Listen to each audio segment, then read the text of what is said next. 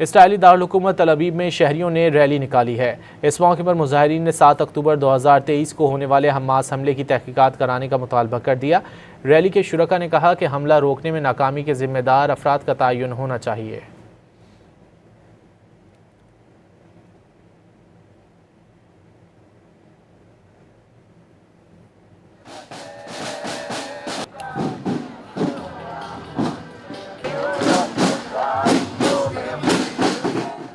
Israeli दारल्हुकूमत तल अबीब में शहरियों ने रैली निकाली है।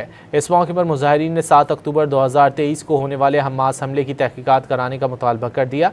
रैली के शुरका ने कहा कि हमला रोकने में नाकामी के जिम्मेदार अफराद का तयन होना चाहिए।